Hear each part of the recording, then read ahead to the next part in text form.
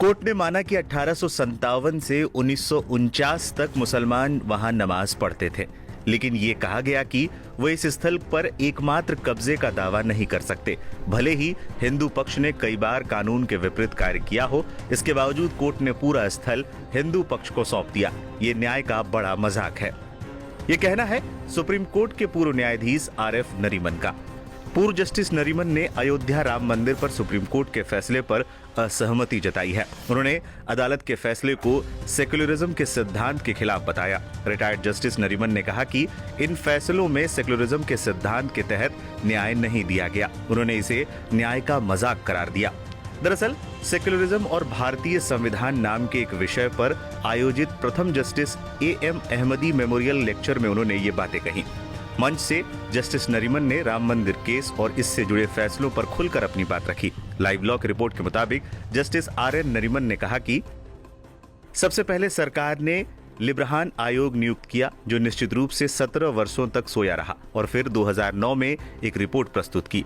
दूसरा, इसने अयोध्या अधिग्रहण क्षेत्र अधिनियम और साथ ही सुप्रीम कोर्ट को राष्ट्रपति संदर्भ दिया, ताकि ये निर्धारित किया जा सके कि मस्जिद के नीचे कोई हिंदू मंदिर था या नहीं।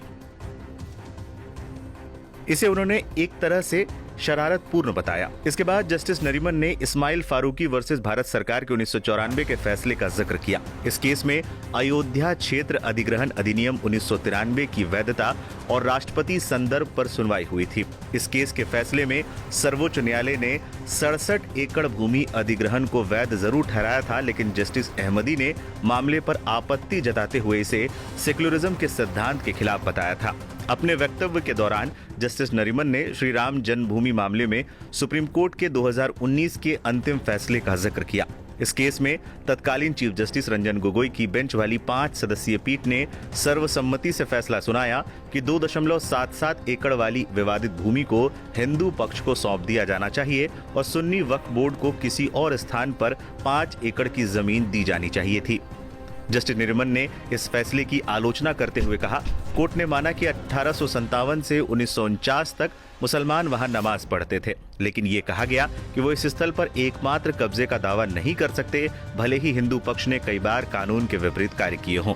इसके बावजूद कोर्ट ने पूरा स्थल हिंदू पक्ष को सौंप दिया। ये न्याय का बड़ा मजाक है। उन्होंने कहा कि मस्जिद का निर्माण 1528 में हुआ था और ये तब एक मस्जिद के रूप में अस्तित्व में थी, लेकिन 1853 में पहली बार इसमें विवाद हुआ। जैसे ही ब्रिटिश साम्राज्य ने 1858 में ईस्ट इंडिया कंपनी से सत्ता ली, एक दीवार को अंदर और बाहर के आंगन के बीच खड़ा कर दिया गया। इस दीवार के बाद अंदर के आंगन में मुस्लिम नमाज पढ़ते थे और बाहर के आंगन में हिंदू। ये तथ्य दर्ज है कि 1857 से लेकर 1949 तक दोनों पक्षों की प्रार्थनाएं होती रहती थी, लेकिन 1949 में कुछ लोग मस्जिद में घुसकर मूर्तियां स्थापित कर गए, जिसके बाद मुस्लिमों की प्रार्थनाएं रुक गईं। इस दौरान उन्होंने ASI के 2003 के सर्वे का भी जिक्र किया। उन्होंने कहा कि ASI के सर्वे में विभिन्न धर्मों से जुड़ी हुई चीजों के अवशेष मिले थे। खुद सुप्रीम कोर्ट ने भी पाया था कि मस्जिद के नीचे कोई मंदिर नहीं था। उन्होंने कहा कि हिंदू पक्ष ने हर बार कानून का उल्लंघन किया, लेकिन इसका परिणाम सिर्फ और सिर्फ वैकल्पिक भूमि देने के रूप में सामने आया, न कि मस्जिद का पुनर्निर्माण। उन्होंने कड़ी टिप्पणी करते हुए कहा कि अब भी कानून का कोई उल्लंघन हुआ तो वो हिंदू पक्ष ने किया। क्या ये कानून का सही पालन किया गया था? इसके अलावा उन्होंने बाबरी विध्वंस का भी जिक्र किया, जिसमें उन्होंने विध्वंस के आरोपियों को बरी करने की बात कही।